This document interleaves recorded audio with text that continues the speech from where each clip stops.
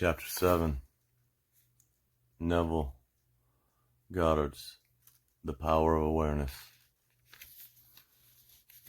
Chapter 7, Attitude. Experiments recently conducted by Merle Lawrence, Princeton, and Albert Ames, Dartmouth, in the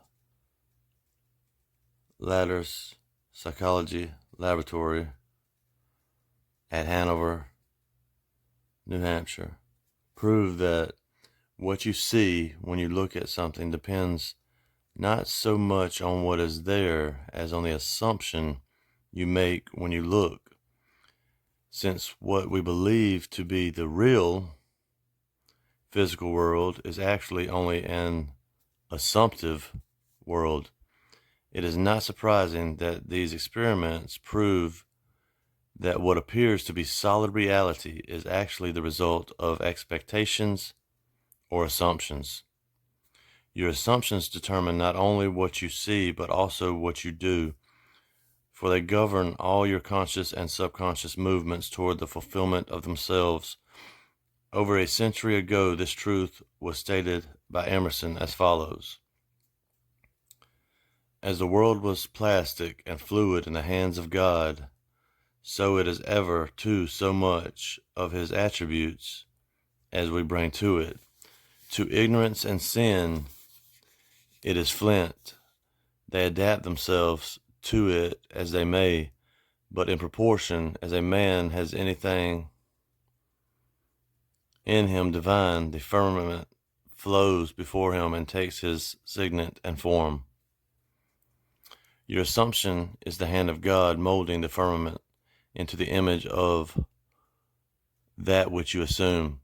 The assumption of the wish fulfilled is the high tide which lifts you easily off the bar of the senses where you have so long lain stranded.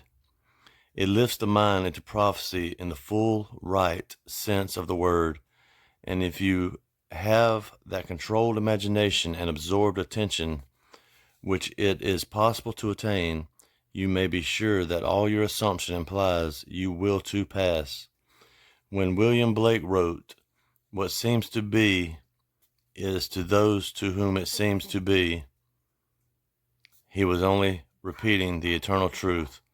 There is nothing unclean of itself, but to him that esteemeth anything to be unclean, to him it is unclean. Romans 14:14. Because there is nothing unclean of itself or clean of itself, you should assume the best and think only that of that which is lovely and of good report. It is not superior insight, but ignorance of this law of assumption. If you read into the greatness of men some littleness with which you may be familiar, or into some situation or circumstance an unfavorable conviction, your particular relationship to another influences your assumption with respect to that other and makes you see in him that which you do see. If you can change your opinion of another, then what you now believe of him cannot be absolutely true, but is only relatively true. The following is an actual case history illustrating how the law of assumption works. One day, a costume designer described to me her difficulties in working with a prominent theatrical producer. She was convinced that he unjustly criticized and rejected her best work, and that often he was deliberately rude and unfair to her. Upon hearing her story, I explained that if she found the other rude and unfair, it was a sure sign that she herself was wanting, and that it was not the producer but herself that was in need of a new attitude. I told her that the power of this law of assumption and its practical application could be discovered only through experience, and that only by assuming that the situation was already what she wanted it to be could she prove that she could bring about the change desired.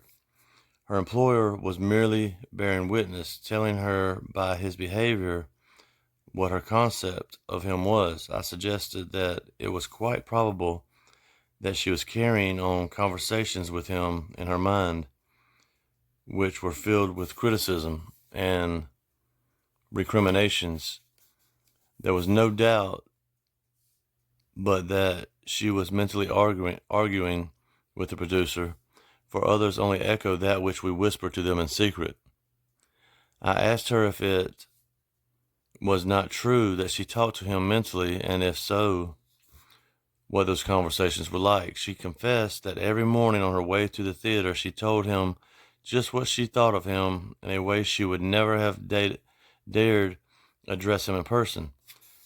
The intensity and force of her mental arguments with him automatically established his behavior towards her.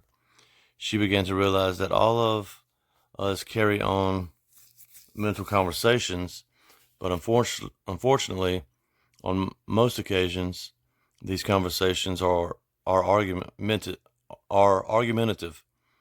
that we have only to observe the passerby on the street to prove the assertion that so many people are mentally engrossed in conversations and few appear to be happy about it.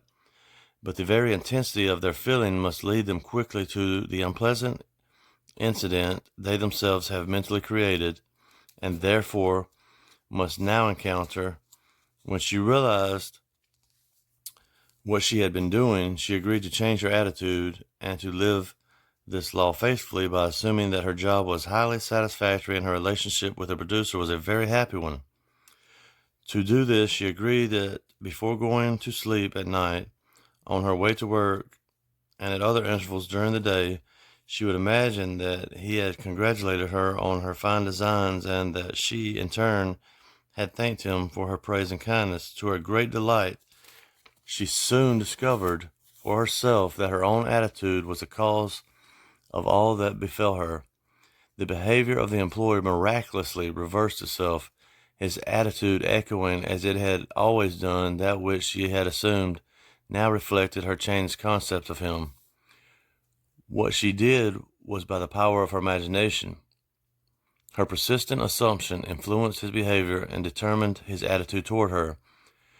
With the passport of desire, and on the wings of a controlled imagination, she traveled into the future of her own predetermined experience.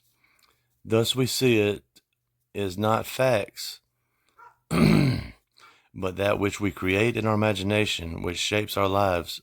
For most of the conflicts of the day are due to the want of a little imagination to cast a beam out of our own eye.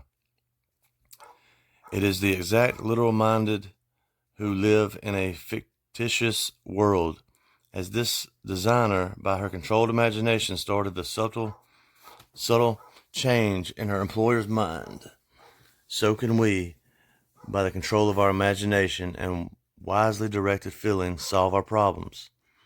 By the intensity of her imagination and feeling, the designer cast a kind of enchantment on her producer's mind and caused him to think that his generous praise originated with him. Often our most elaborate and original thoughts are determined by another.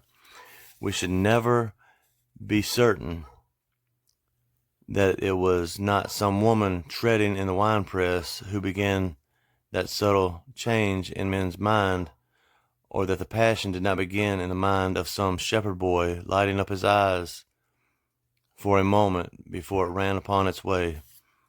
William Butler Yeats.